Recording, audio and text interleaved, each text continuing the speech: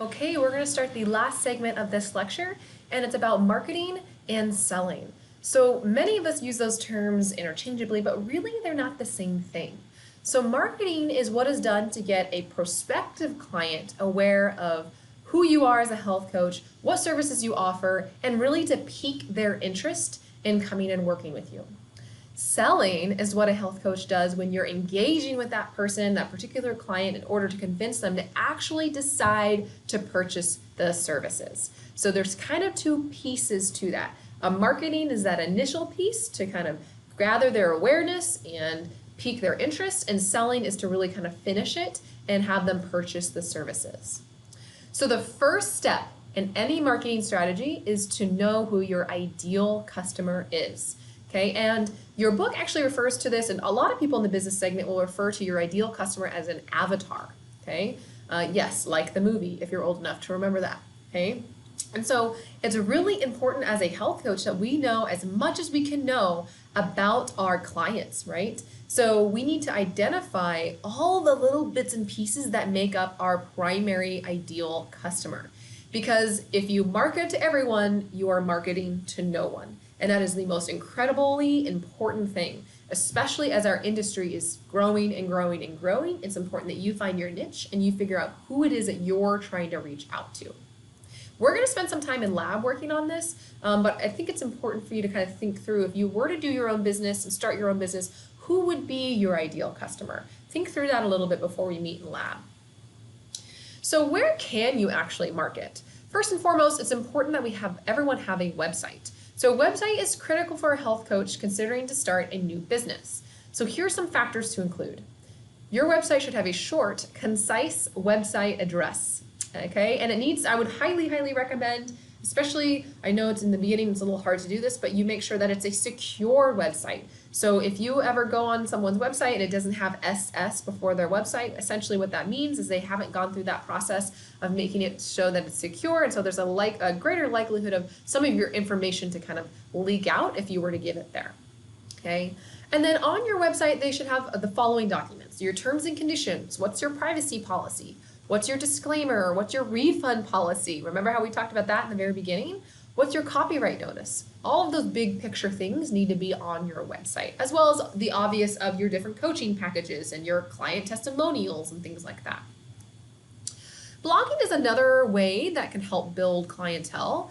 It's affordable to do, and it usually is an effective means of getting business in front of public and attracting new customers. It can improve the chances of being highly ranked on search engines, right? So using a blog as a foundation of online marketing and website development will give a website anywhere from a few hundred to 434% better chance, of being ranked highly on search engines. So there's something called search engine optimization. It's SEO, if you've ever heard of it. And essentially, the more that you blog, the better your SEO. People will be able to find you better on the internet. Okay, small businesses that blog actually can see an increase of 126% of people coming to their website just because they're blogging. Okay, so it can have a very long-term return on investment, and again, that traffic that's coming to their website is because of the blogs can be really, really important. Social media, I know this is where probably most of you think about for marketing. I will say it's probably the hardest now because it's just so watered down, right? So a presence on social media is definitely essential. You have to, right? You have to play the game.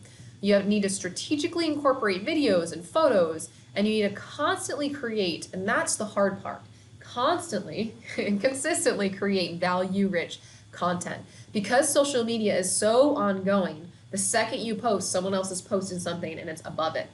The game has really changed in the last 10 to 15 years, and so now you can pay to have your post put in front of other people, and so there's this whole piece that goes into it. Honestly, if social media is the way in which you think you're going to get your clients, I highly suggest you do your research and figure out the best ways to optimize your use of marketing via social media. Podcast is kind of this up-and-coming thing.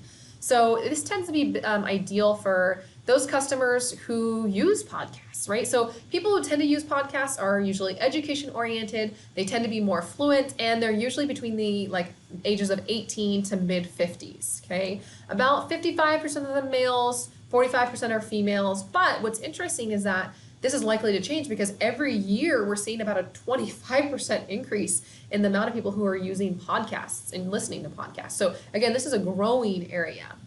Now, there are some definitely advantages of podcasts for marketing. It can increase your engagement with current and potential listeners. It offers an easy way for listeners to get to know the health coach, your brand, and maybe what your health coaching can do for your clients. It gives your health coach a forum to interview other people and to gain exposure to other audiences.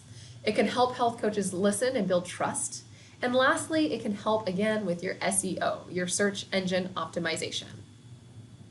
Now, speaking events and workshops to me tend to be the most successful for me and my company, but that's because I'm a small organization. And so trying to build my company online with social media can be really, really challenging because of all the other fluff that's out there. Versus I know if I go and do a speaking event, I know that people will see me, they'll see me speaking, and they'll be able to connect better. And I typically get a few clients from every single event that I do.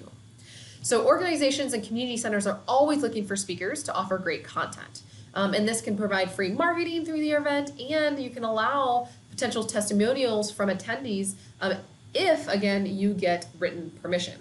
So testimonials, by the way, are the best way to kind of just dig into someone's heart and make them realize like, oh man, if this was that impactful for this person, then it can be really impactful for me.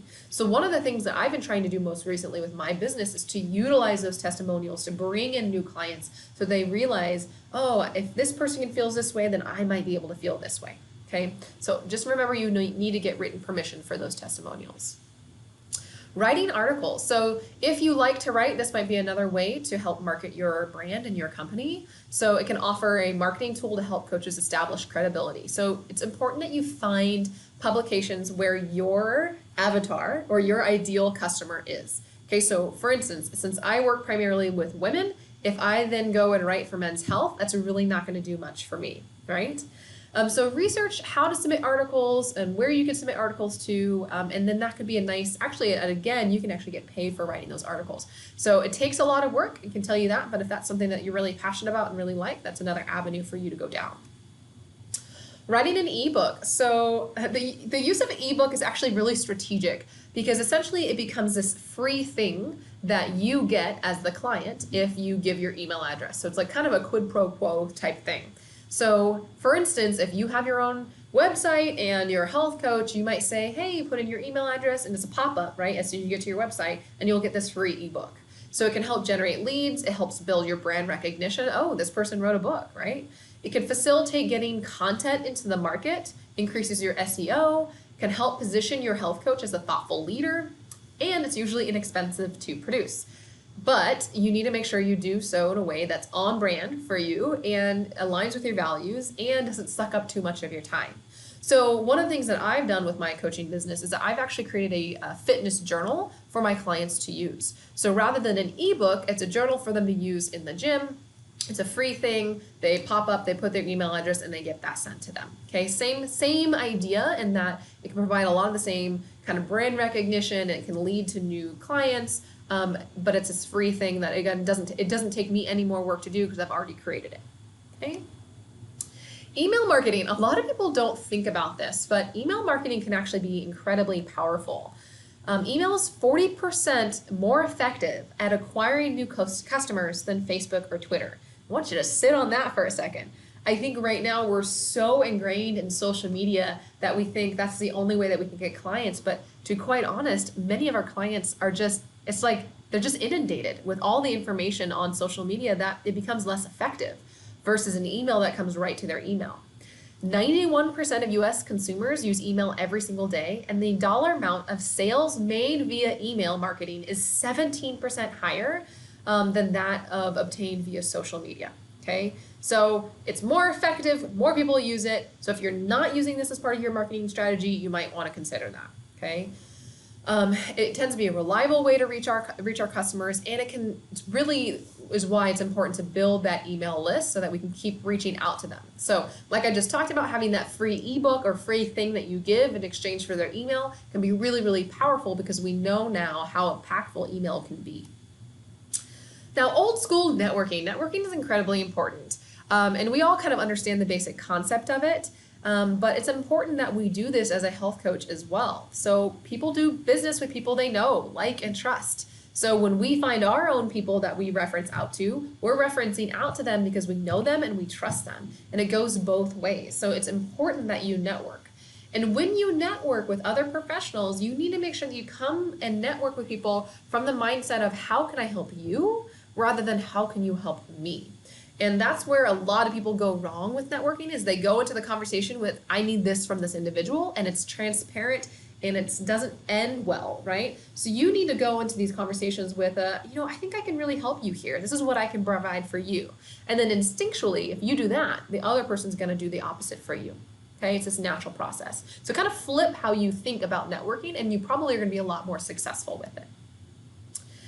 And lastly, it's important to join professional organizations. So this will help create business relationships and can serve as a sounding board for new ideas and strategies. So an example of a professional organization that would be really helpful for a health coach would be IDEA, right? The IDEA yearly conference that you go to, the different things that you get access through IDEA, the different professionals you get to network with. So that's really important. So be sure to carefully vet a professional organization before joining them. So there are a lot of different health and fitness organizations, and they oftentimes all want your money. And so it's really important that rather than just going right in, you do your time to research it, you ask around, ask someone who's part of that organization and see if it's a really good organization for you and if it aligns with your values and your long-term idea of being a health coach. So let's go ahead and pause here and do a learning recap. What is the difference between marketing and selling? What should the first step in your marketing strategy be? And then lastly, what are the various ways and mediums through which you can market? I will pause here and I will see you all in lab.